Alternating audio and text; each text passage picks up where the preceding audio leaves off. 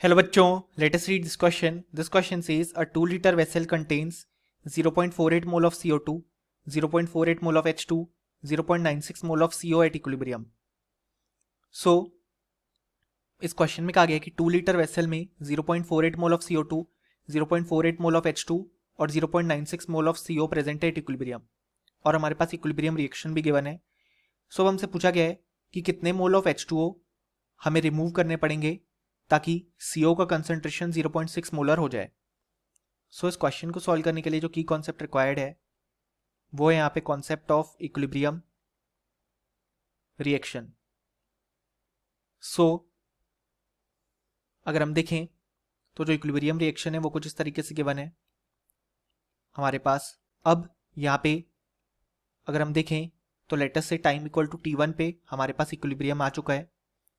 उस समय 0.48 मोल प्रेजेंट है CO2 के, 0.48 H2O के और CO के यहाँ पे 0.96 मोल और H2O के भी हो जाएंगे 0.96 मोल क्योंकि दोनों का स्टोइकियोमेट्रिक कोफिशिएंट सेम है.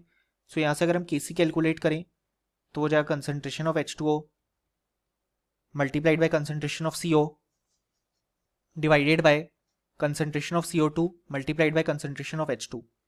सो कंसंट्रेशन हो जाएगा मोल्स बाय वॉल्यूम जो कि है 2 litre multiplied by moles by volume.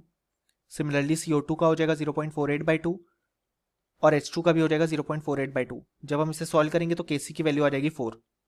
अब यहाँ पे अगर हम देखें तो हमारे पास इस तरीके से इक्विलिब्रियम रिएक्शन प्रेजेंट है.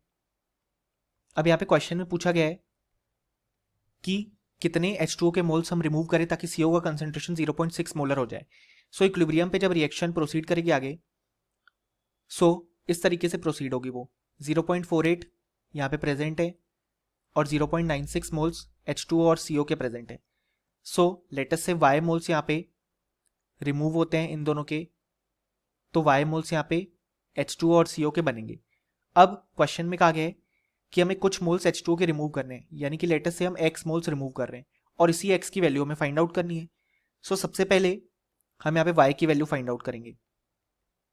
Y की वैल्यू हम फाइंड आउट कर सकते हैं कि जो CO का कंसंट्रेशन है यानी कि इतने मोल्स डिवाइड बाय वॉल्यूम वो 0.6 मोलर होना चाहिए. क्वेश्चन ने कहा है यहां से हम लिख सकते हैं 0.96 plus y is equal to 1.2.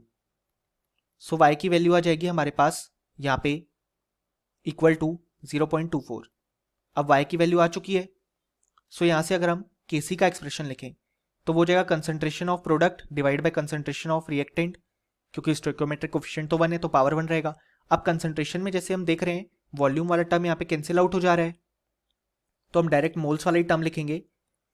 तो मोल्स वाला टर्म हो जाएगा 0.96 plus y minus x multiplied by 0.96 plus y divided by 0.48 minus y multiplied by 0.48 minus y क्योंकि वॉल्यूम वाला टर्म कैंसिल आउट हो जाएगा.